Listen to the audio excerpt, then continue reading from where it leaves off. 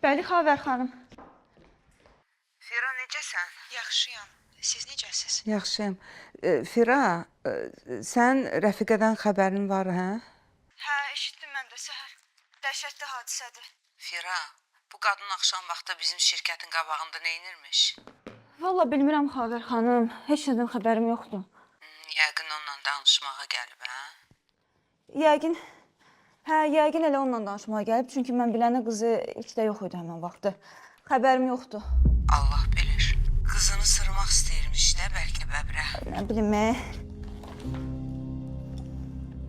Heç təəccüblənmərəm, heç. Çünki elə anası da, qızı da bir bezin qırağıdır. Bircə bu qalmışdı, bunu da eləyərlər. Heç utanırsan? Ha? Adam ölüb, Bunun dərdinə bax. Mən gəlinimlə danışıram. Sən niyə alırsan telefonu? Ha. İndi təzə qrup düzəltmisən də özünə.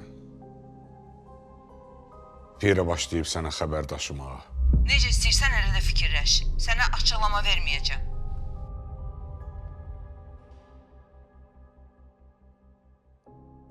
Bunun üçün düzəlmişdin bura işə, xavərə xəbər daşımağa. Yox, Bəbir müəllim, mən nə vaxt elə şey eləmişəm? Mən sənədləri gətirmişdim, tələsirdim, imzalamalısınız.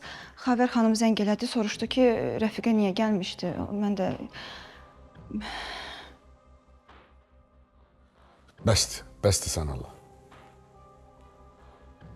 Lətifə qutardı, indi sən başladın. Sən qulluqçu deyilsən, Xavərin işçisi də deyilsən. Sən mənim gəlinimsən. Bir görüm, bir nə sənətlərdir o.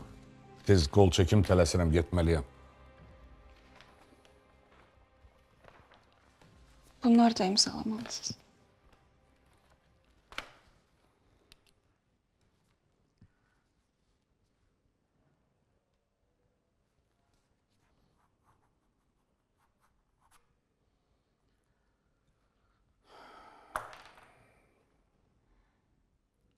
Səni öz qızım kimi çox istəyirəm. Amma elə ki, bu sona qədər olsun.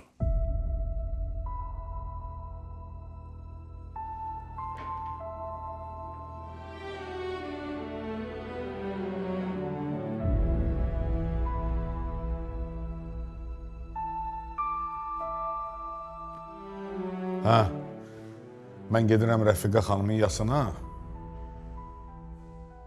Tez yığ, xavərə xəbər elə.